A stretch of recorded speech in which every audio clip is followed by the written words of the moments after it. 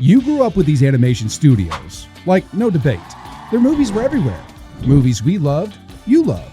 You watched them over and over and over again. And yet, it doesn't exist anymore? And what makes this whole thing even worse? Most of these studios didn't even fail. Okay, some movies fell down the ugly tree and hit every branch on the way down. But most of them were really, really good.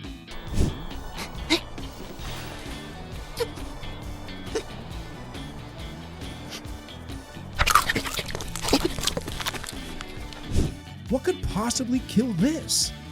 This is every animation studio that went extinct. Let's start with a studio you've definitely seen, even if Disney really wishes you hadn't. Back in the late 90s and early 2000s, Disney had a very specific problem. They were sitting on a goldmine of iconic characters, but they couldn't keep pumping out big theatrical movies for all of them.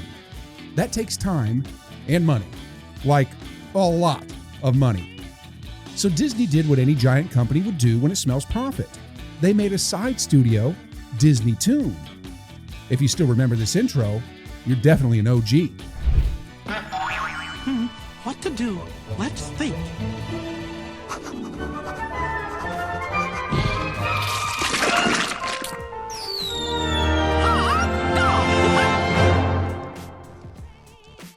And if you don't, well, no worries.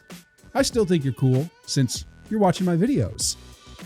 But this DisneyToon was basically like Disney's side hustle.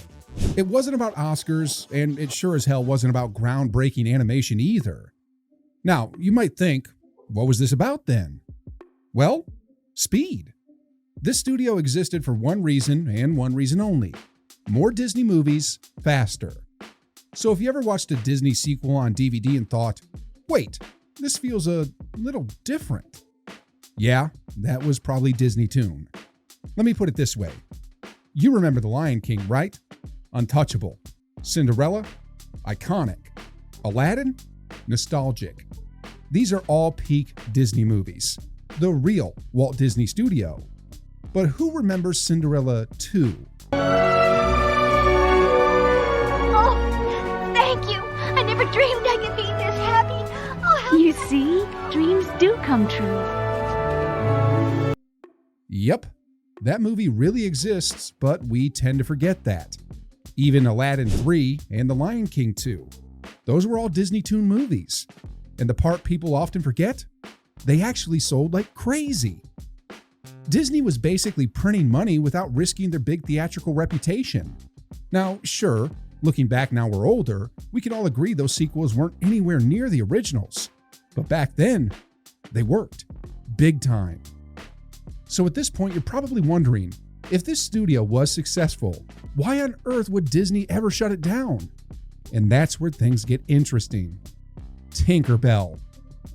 Oh, well, hello to you too, Tink. You do. All you do is you just flap your wings like this. But yeah, those Tinkerbell movies were a hit.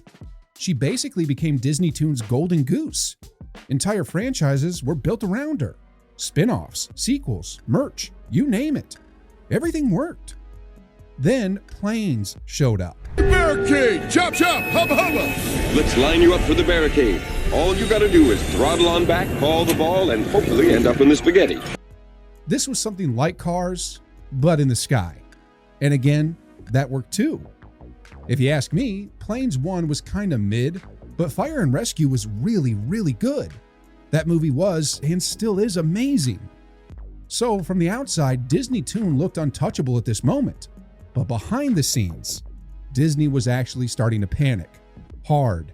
Because even though these movies made money, they came with one big problem: quality perception. People started associating Disney's sequel with cheap. And if there's one thing Disney absolutely hates, it's looking cheap.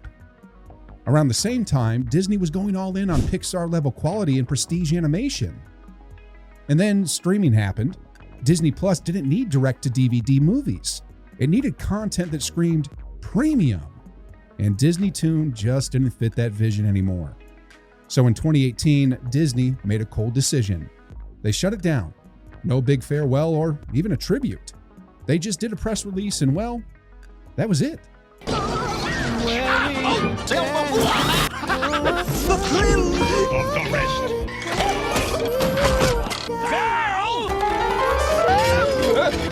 And here's the part that matters, because this is actually where the pattern starts. DisneyToon didn't go extinct because it failed. Disney just simply decided they no longer needed it. That is the exact reason what makes the upcoming big studios later in this video way more unsettling. Because DisneyToon? That was just a warm-up, guys. Here's something most people don't realize. There was actually a time when Disney wasn't the obvious winner. And the reason for that was one guy, Don Bluth. Back in the late 70s and early 80s, Don Bluth was one of Disney's star animators.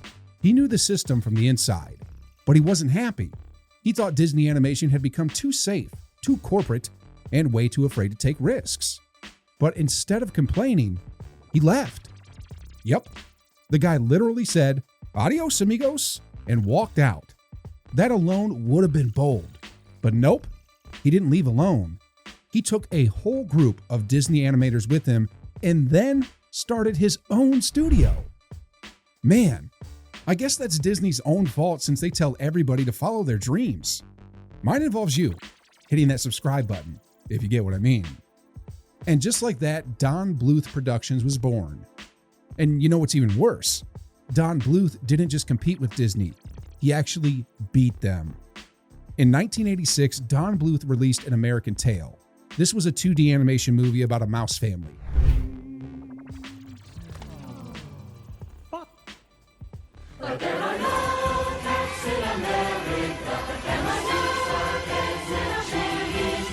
On the exact same day, Disney's The Great Mouse Detective was released.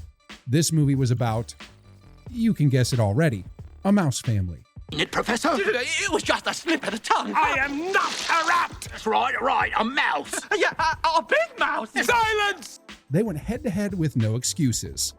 The outcome? Bluth's An American Tail pulled in roughly $47 million, while Disney managed just $38 million. This was a huge deal because that had never happened before.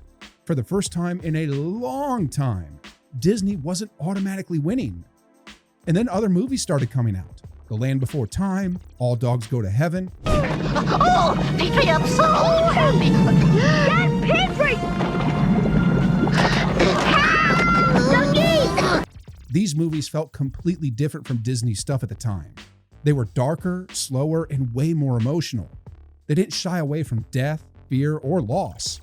For a brief moment, it looked like Don Bluth had cracked the code. Animation that treated kids seriously and still worked commercially. Yes, let this be your sign. Let this road be mine and free. I mean, this looks amazing, right? He was definitely one of the most underappreciated animation filmmakers. The movies were pretty dark, but they always had those happiest endings. You could just feel the magic in life. But then, reality kicked in for Don. Making movies like this was insanely expensive. And unlike Disney, Don Bluth didn't have theme parks, merch empires, or a massive safety net. If one movie underperformed, it already had a big impact. But if two underperformed, it started to become dangerous fast. And slowly, that's exactly what happened. Budgets went up, expectations grew, some movies didn't hit as hard financially, and studios backing him started pulling out. That's the sad part about this studio. The passion was actually still there. Even the talent was still there.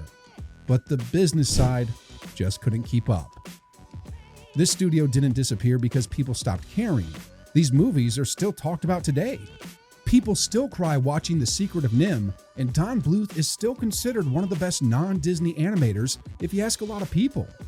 But in animation, only loving a studio isn't enough to save it. And if a studio that almost beat Disney couldn't survive long term, then the next one on this list is going to surprise you even more. This next studio didn't go down fighting. Most people don't even realize it ever existed. But you know what makes this one really interesting? It's the fact that Steven Spielberg was behind it. And yes, that Spielberg. Imagine having one of the most powerful names in Hollywood backing your animation studio and still disappearing. That was the story of Amblimation Productions. In the early 90s, Spielberg wanted a serious foothold in animation. Disney was dominating the space, and Pixar hadn't fully taken over yet. So Spielberg decided to build his own animation studio under the name Amblimation. The goal was simple: compete with Disney on their own turf. And at first, it looked promising. One movie you definitely recognize is Balto.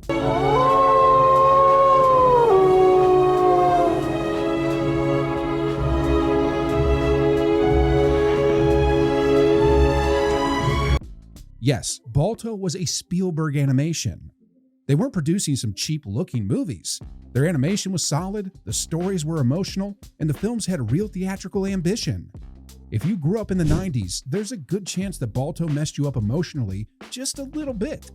Even now, the movie still has a great impact. So why didn't this studio blow up? Because it had a massive identity problem. This time, it actually wasn't Disney. The box office results were fine. I mean, not amazing, but definitely not bad. But in animation, fine is very dangerous. These movies were expensive and they needed to be hits, not just decent. So Spielberg looked at the situation and made a very Spielberg move. Instead of fighting harder, he pivoted. He partnered up with a guy who had just left Disney, and together they created something new.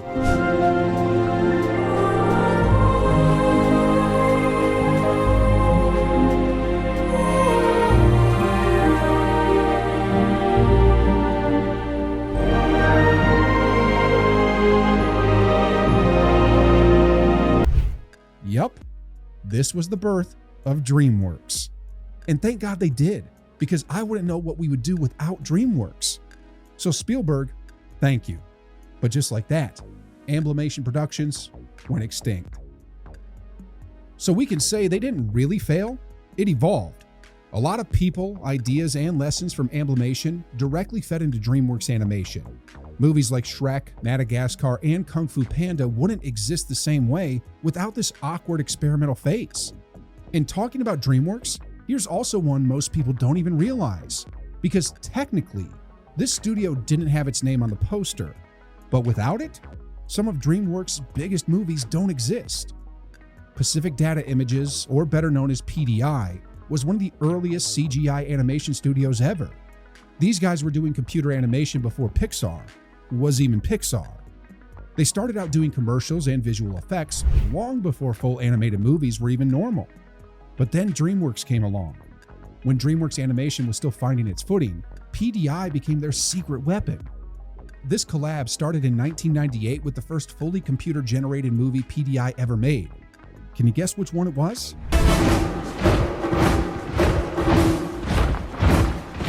Sound off. 1, 2. Sound off. 3. Huh? Sound off.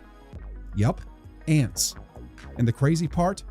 It actually hit theaters before Pixar's A Bug's Life. I just know that one stung.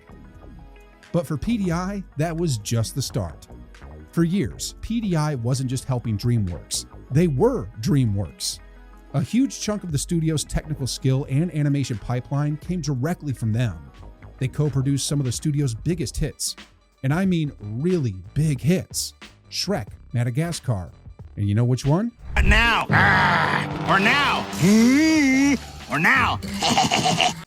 Yeah, even Kung Fu Panda was from PDI Studio. So again, from the outside, everything looked great. Not fine this time, great. Big franchises, big box office numbers, a strong partnership. But behind the scenes, DreamWorks started changing. After a few underperforming movies and rising costs, the studio began restructuring. And when companies restructure, they don't look at history, they look at expenses. In 2015, DreamWorks made a decision. They were shutting down PDI. Just a quiet announcement that hundreds of artists were out of a job. And that's what makes this one actually hurt the most. They helped build some of the most recognizable animated franchises ever made. But once DreamWorks decided it didn't need that studio structure anymore, PDI became expendable. Which is honestly terrifying, because if a studio that helped create Kung Fu Panda can be erased that quietly, then what chance does anyone else have? Which brings us to the last one, The studio probably nobody thought was in danger. The studio built on one of the most recognizable animated franchises ever made. This is the one that changed everything. I mean, how on earth could this one go extinct?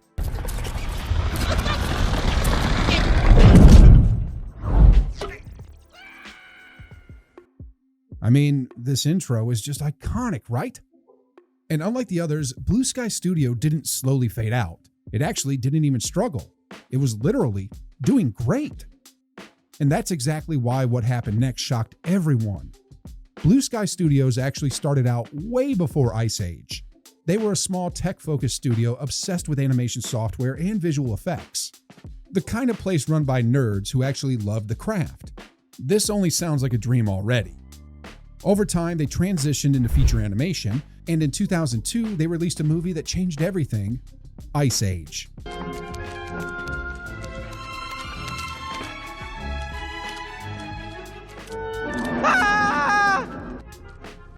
At that time, nobody expected much from it.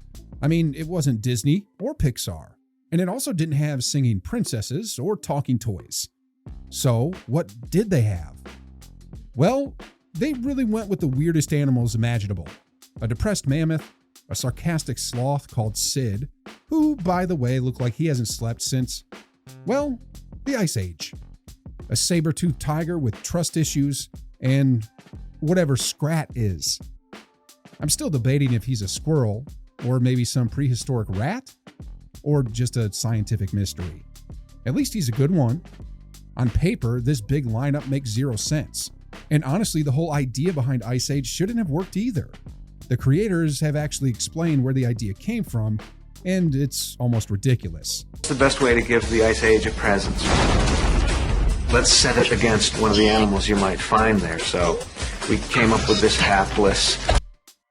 Yeah, to represent the Ice Age. Man, if this is what the Ice Age was like, I'm gutted to be alive now and not then. But you know what? This absurd reason is exactly why it worked. Blue Sky leaned hard into awkwardness. These characters weren't heroic or elegant. They were messy, even for the voices. Instead of going full classic Disney life acting, Blue Sky stacked their cast with mostly comedians.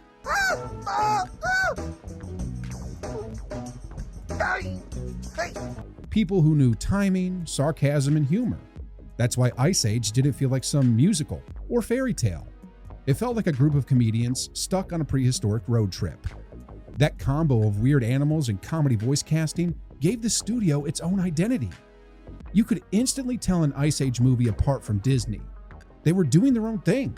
And this time, they were actually winning it. Ice Age became a massive hit. Not just once, it turned into a full-blown franchise. Sequel after sequel kept making money.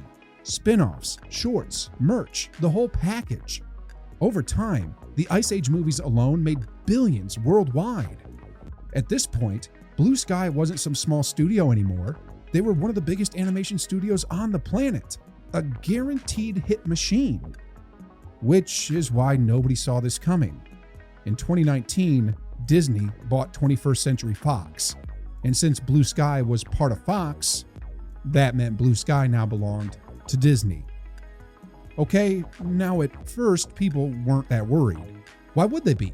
Disney just acquired a studio with a proven franchise and decades of experience. But then, well, nothing. Just silence. A big, long silence. Yeah, something like that, but then even longer. So suddenly there were no new projects announced and no big plans revealed, just delays and rumors.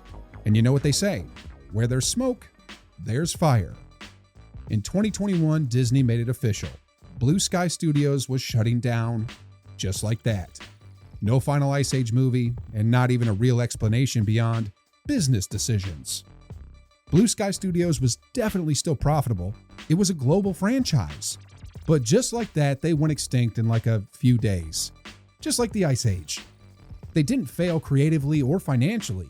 They had their audience and their team, but they were simply redundant to Disney. They already had Pixar and Walt Disney Animation Studios.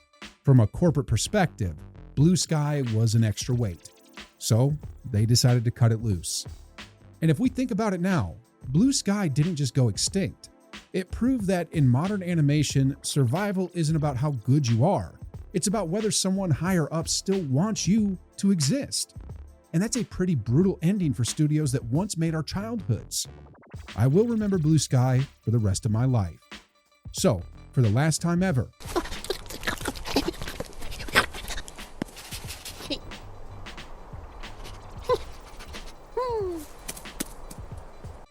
having this be the last thing they made is perfect. Made it all come full circle. It started with Scrat and ended with Scrat. Rest in peace.